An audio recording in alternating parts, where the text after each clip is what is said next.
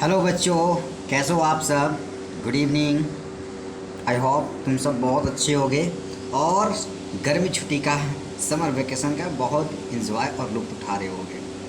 Okay, लेकिन इसी लुत्फ़ में, इसी मज़े मज़े में हम आपको कुछ न कुछ सिखाने का भरसक प्रयास करते रहते हैं। हमेशा कोशिश ही रहती है मेरी।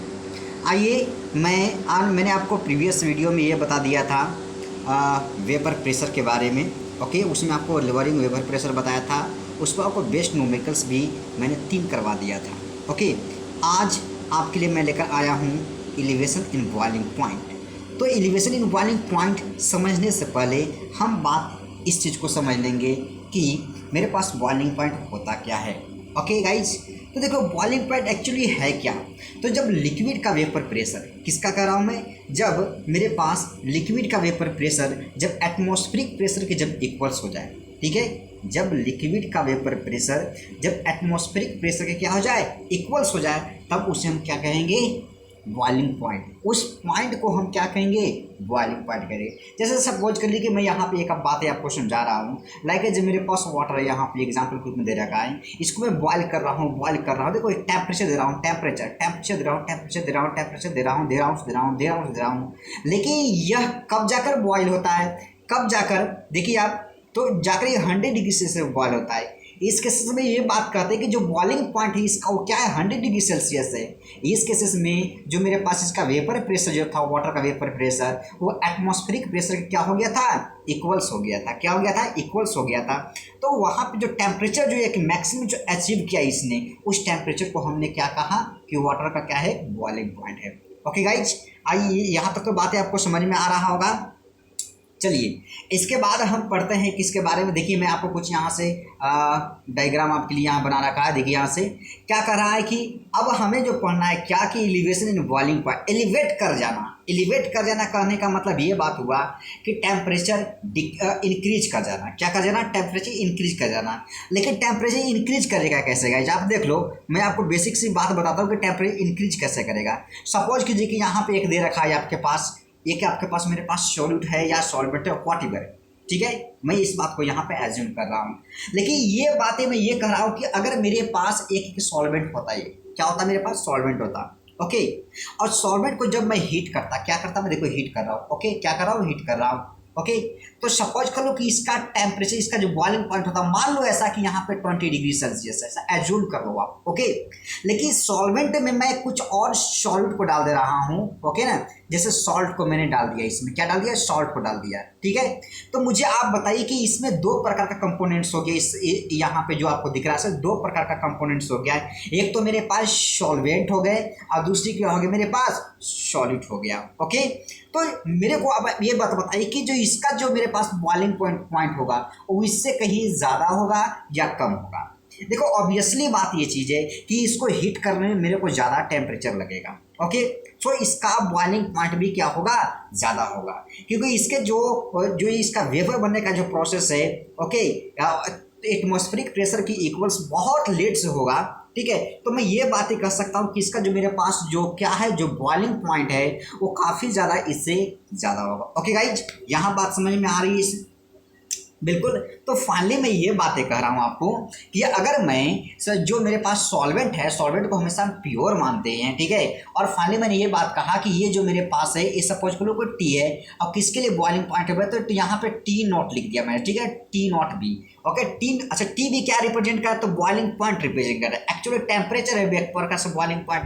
तो मैं जो यहाँ पे बात बताया, T0 भी किसका आपके पास बॉइलिंग पॉइंट है, तो प्योर सॉल्वेंट का है। किसका है, प्योर सॉल्वेंट का है। ओके गाइज, यहाँ तक बिल्कुल आपको समझ में बात आ रहा होगा, ठीक है।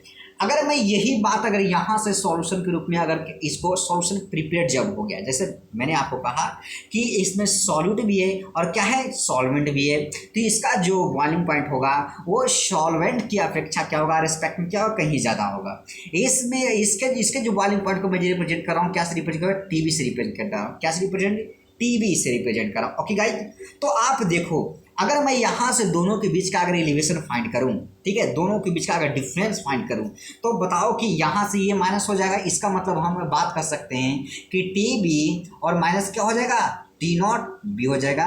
क्यों, क्योंकि ये मेरे पास ग्रेटर वैल्यू है और ये मेरे पास क्या है, स्मॉलर वैल्यू है। ओके, फाइनली आप इस बात को समझ गए हो ना कि मेरे पास जो सॉल्यूशन है और सॉल्यूशन का जो बॉइलिंग पॉइंट है और किसके रेस्पेक्ट में, सॉल्वेंट के रेस्पेक्ट में कहीं मेरा प्यास ज़्यादा हो जाएगा इसका। ओके गाइज, चलिए यहाँ कुछ आपका ग्राफ दे रखा है, ठीक है। नीट के पेपर में काफ़ी ज़्यादा ये पूछने को मिलता है, देखने को मिलता है एग्जाम में। इसको आप ऑब्जर्व कर लेंगे, देख लेंगे। यहाँ पर रिलेशन दिखाया गया है प्रेशर और टेम्परेचर के बीच। ओके गाइज, चलिए मैं आपको आगे बताता हूँ किसके बारे में, elevation in boiling point. Elevation in boiling point होता क्या है, बेसिक सी बात। ओके, तो देखिए मैंने एक बात कहा कि जो मेरे पास सॉल्वेंट का जो मेरे पास टेम्परेचर था, ठीक है, जो मेरे पास बॉइलिंग पॉइंट था वो कितना था, उसको मैंने रिज्यूम किया था T0B मैंने माना था। क्या माना था? T0B। ये मेरे पास किसका था? तो सॉल्वेंट का था। किसका था मेरे गाइज? सॉल्वेंट का था। ओके, और यहाँ से जो मैं TB एज्यूम किया वो किसका एज्यूम किया? वो किया मैंने सॉल्यूशन का। किसका एज्यूम कर दिया? सॉल्यूशन का कर दिया। समझ में बात आ रही है आपको ना? ठीक है, तो यहाँ से जो मैंने डिफरेंस निकाला दोनों के बीच, किसके बीच डिफरेंस निकाला? दोनों के बीच डिफरेंस निकल जाएगा। तो डिफरेंस में सबसे पहले कौन आएगा? TB आएगा। इसके बाद क्या आएगा? T0B आएगा। ओके गाइज, यहाँ तक बिल्कुल आपका क्लियर हो रहा होगा ना? तो यही बात करें, जो मेरे पास डिफरेंस है, क्या है मेरे पास डिफरेंस, इस डिफरेंस को हम जो एज्यूम कर रहे हैं गाइज, ओके, इस डिफरेंस को जो मैं यहाँ से एज्यूम को डेल्टा TB से एज्यूम करें। ओके, और डेल्टा TB इक्वल्स टू मैं यहाँ क्या लिखा? TB और माइनस क्या लिख रहा हूँ मैं? T0B लिख रहा हूँ। ये बातें समझ में आ रहा है? अब मेरे को जो डेल्टा TB आई, इसी को हमने क्या कहा? एलिवेशन इन बॉइलिंग पॉइंट कह दिया। ओके गाइज, मतलब ये एक बात है आपको समझ में बात आ रहा हो कि एलिवेशन इन बॉइलिंग पॉइंट का डेफिनेशन क्या हो सकता है। तो डेफिनेशन इसके क्या हो सकते हैं गाइज? देखो, डेफिनेशन की मैं बात कहूँ तो क्या कर रहा है कि एलिवेशन इन बॉइलिंग पॉइंट, यही तो बात कर रहा है कि the difference in the boiling point of the solution. Okay, boiling point of the solution, किसके बीच? सॉल्यूशन का जो बॉइलिंग पॉइंट है, ठीक है, और जो किसका बॉइलिंग पॉइंट है, जो प्योर सॉल्वेंट का जो मेरे पास बॉइलिंग पॉइंट है, उनके बीच का डिफरेंस जब हम कहेंगे तो क्या मेरे पास आ जाएगा? ये मेरे पास एलिवेशन इन बॉइलिंग पॉइंट आ जाएगा। ओके, यहाँ पे बिल्कुल क्लियर हो रहा होगा। जैसा कि मैंने आपको एक डेरिवेशन निकाल कर यहाँ आपको बता दिया कि this is called as the elevation in boiling point. Okay, यहाँ तक बिल्कुल आपको समझ में बात आ रहा होगा। चलिए अब हम ये फाइंड करते हैं कि आखिर एलिवेशन इन बॉइलिंग पॉइंट और मोलर कॉन्सेंट्रेशन के बीच क्या डिफरेंस है। किसके बीच में कह रहा हूँ? डेल्टा TB और जो मेरे पास मोलर कॉन्सेंट्रेशन है उसके बीच क्या रिलेशन है। ओके गाइज, चलो मैं आगे चलता हूँ और आगे आपको समझाने का प्रयास करता हूँ कि मेरे पास जो एलिवेशन इन बॉइलिंग पॉइंट है और जो मोलर कॉन्सेंट्रेशन है उसके बीच क्या रिलेशन है। तो जैसा कि हम जानते हैं इस बात की, डेल्टा TB जो होता है, ओके, डेल्टा TB जो होता है वो डायरेक्टली प्रोपोर्शनल टू मोलर, जो मेरे पास molar concentration of the solution है। किसका? किसका मैं कह रहा हूँ? Molar concentration. Okay, molar concentration of the solution, ठीक है, उसके डायरेक्टली प्रोपोर्शनल होते हैं। ऐसे आप अपने कॉपी और पेन लेकर अगर बैठे होंगे तो आप लिख लीजिए इस बात को कि elevation in boiling point is directly proportional to the molar concentration of the solution. What? Molar concentration of the solution. तो मोलर को यहाँ पे जो हम रिप्रेजेंट कर रहे हैं गाइज, वो क्या कर रहे हैं? Delta TB। अब मैं कर डायरेक्टली प्रोपोर्शनल टू मैं क्या? Small m। यहाँ पे आप जानते हो कि जो मोलर का मतलब हो गया मोलेलिटी, आप इस बात को जानते हो। ओके, अब मैं यहाँ से अगर इस साइन को हटा दूँ, डायरेक्टली प्रोपोर्शनल को हटा दूँ यहाँ पे इस साइन को, तो मैं फाइनली क्या बात कहूँगा कि जो मेरे पास डेल्टा TB है, okay, delta TB equals to मैंने क्या कर दिया? KB और क्या कर यहाँ पे? M कह दिया। ओके, यहाँ पे आप KB क्या कर सकते हो? तो KB कह सकते हो यहाँ पे आपके पास जो हो जाएगा मोलर एलिवेशन कांस्टेंट। यहाँ पे KB मेरे पास क्या है? मैं यहाँ लिख दे रहा हूँ, ठीक है, molar elevation. Okay, molar elevation constant यहाँ पे जो KB है मोलर एलिवेशन कांस्टेंट है। ओके गाइज, यहाँ तक बिल्कुल आपका क्लियर हो रहा होगा, बात आप समझ भी रहे होंगे। इसकी मैं अगर यूनिट की बात कहूँ, किसकी मैं यूनिट की बात कहूँ, अगर ये मेरे पास अगर यूनिट होगा तो क्या हो जाएगा? यहाँ से K और यहाँ से K लिखेंगे, kg मोल इनवर्स, ऐसा आपका यूनिट हो जाएगा। चलिए मैं आपको मैं आगे बताता हूँ कि क्या इसकी भी डेरिवेशन जब मैं फाइंड करूँगा तो किस प्रकार से फाइंड करेंगे। ठीक है, तो देखिए यहाँ पे बेसिकली मैंने आपको ये बता दिया कि डेल्टा TB मैंने इतना बार लिख दिया कि आपको तो ऐसे ही याद हो जाएगा कि जो एलिवेशन इन बॉइलिंग पॉइंट है directly proportional to the molar concentration of the solution. यहाँ से क्या हो जाएगा? KB और यहाँ पे क्या हो जाएगा? M। अब आप याद करो कि अगर मैं M की अगर वैल्यू अगर लिखता था तो ये मेरे पास जो मोलिटी होते थे, ओके, मोलिटी इक्वल्स टू क्या होते थे? तो आप जानते हैं कि स्मॉल w जिसको हम WB कहते थे, और यहाँ पे क्या करते थे? 1000 कर देते थे, और यहाँ पे क्या हो जाता था मेरे पास AMB, क्या हो जाता है AMB, अब यहाँ पे कैपिटल W हो जाता था। इस बात को आप जान रहे हो कि नहीं जान रहे हो? अब बताओ कि अगर मैं इस यहाँ पे इस वैल्यू पुट कर दूँ, इसको मैं अगर यहाँ पे इस AM की वैल्यू मैं अगर यहाँ पुट AM की जगह पर पुट कर दूँ, ओके, जब मैं AM की जगह पर पूरी वैल्यू पुट कर, तो फाइनली मेरे पास जो रिलेशन हो जाएगा, क्या मिल जाएगा मेरे पास रिलेशन? तो मेरे पास ये चीज़ का रिलेशन मिल जाएगा गाइज, यहाँ पे KB और यहाँ पे मल्टीप्लाई क्या हो जाएगा WB, और इंटू क्या हो जाएगा मेरे पास 1000, और डिवाइडेड बाई मेरे पास क्या हो जाएगा, यहाँ पे हो जाएगा AMB, और मेरे पास क्या हो जाएगा यहाँ पे कैपिटल W हो जाएगा, जो कि कैपिटल W सॉल्वेंट के रूप में आपका रिप्रेजेंट कर रहा है।